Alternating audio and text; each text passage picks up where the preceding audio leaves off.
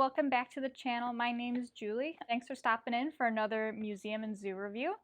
Today's zoo that I'm going to review is the Reptile and Amphibian Discovery Zoo, or the RAD Zoo. RAD Zoo is located in Medford, Minnesota. It's about an hour-ish south of the Twin Cities. If you're visiting the zoos there or going to snake discovery, this is another good reptile stop that you should go to. On their website, it boasts that it has 150 kinds of animals. I've been to the old location and the new location within the past couple years. This zoo, actually, a lot of the animals are rescues, so people who couldn't take care of their pets, things are found outside, etc., as well as ones that they've purchased for their displays and for their programming. One of the snakes is actually Justin Bieber's snake.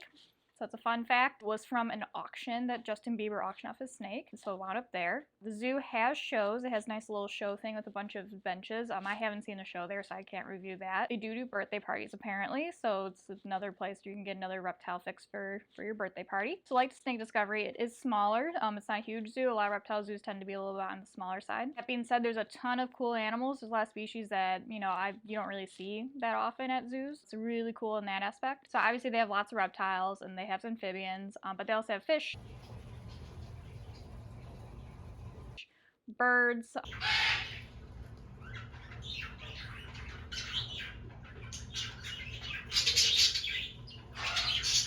invertebrates, and then they have a rock and fossil area. They have an area where they have a bunch of dinosaurs in the displays, which is kind of neat, and they also have a really great photo op for you to take pictures with a dinosaur. For the zoo itself, I have mixed feelings about the animal enclosure situation. A lot of the enclosures are way too small for the species that they're putting in there. Specifically, the turtles tend to be in a lot smaller of enclosures. There are rescues, so, it's probably better than what they were from, but, I have a big soft spot for turtles, so I wish that they would just increase the size of those enclosures. Some of the enclosures are great, and they're huge. The crocodile and alligator enclosures, so much space. The big snakes, so much space. It's just, for some reason, some of the species just get the shaft a little bit on these small enclosures. The displays at the front of the zoo that have these glass panels are really nice.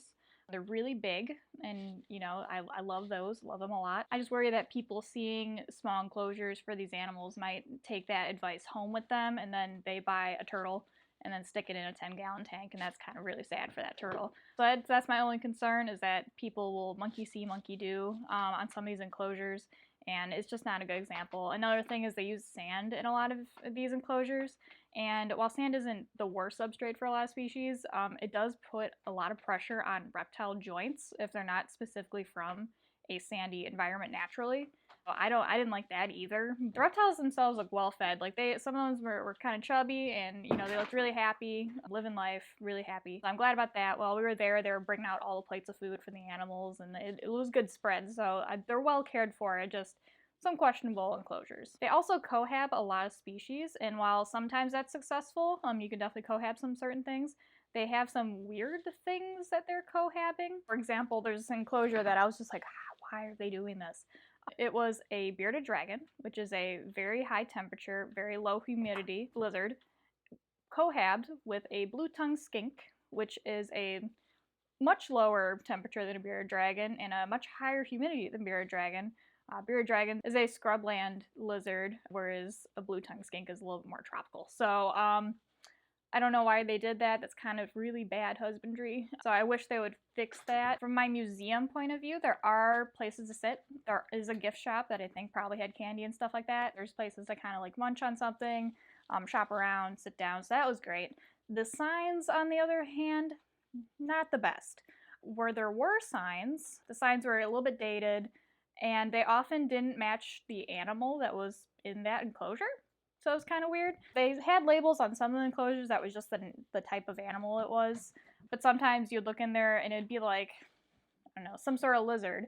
And then you'd look at and see a turtle at the bottom. And you're like, well, what's the turtle? So that was kind of confusing. Then some of them had the wrong signs. Like there's one that had some sort of aquatic frog in it, but above it said chubby frog. And I'm just like, where would a chubby frog be in this enclosure? So the new facility is, in my opinion, nicer than the older one, but the older one had more space.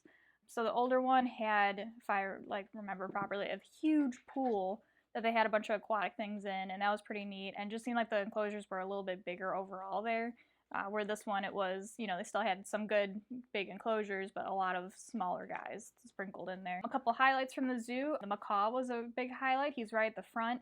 Very loud. I assume they use him in shows. We got to see him eat some food while we were there. So he was pretty cute. And then I also like the unique species that they had, such as the water snakes. You don't really see water snakes in zoos that often, so it was pretty cool to see those. The thing my dad found really funny was that a lot of the venomous lizards and snakes in the zoo don't have any information about them being venomous.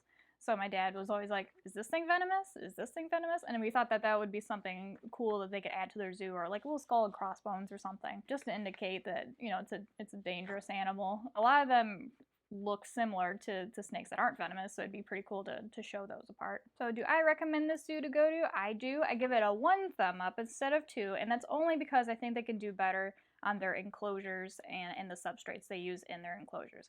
But the way that they can do that is by you guys visiting and getting your friends to visit, because they think they're doing a good thing. They're, you know, rescuing animals, they're teaching people about these animals, they're giving these animals a place to live and thrive, and that's great. So I think you should give them more money, and we should give them more money and visit, and that's how they might get 2 thumbs up in the future. So yeah, I recommend that you go see them. It's a 1 thumb up for me for now. I hope that they have a great future ahead of them, and hope that they can, you know, just amp it up to the level of some of these 2 thumb zoos.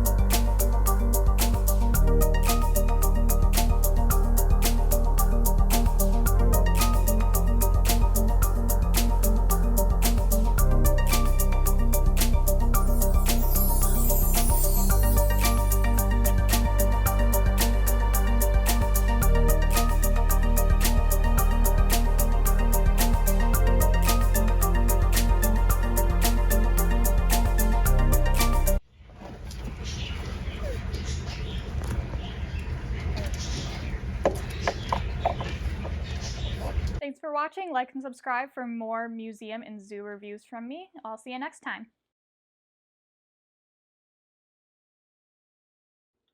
It was wow, what am I trying to say?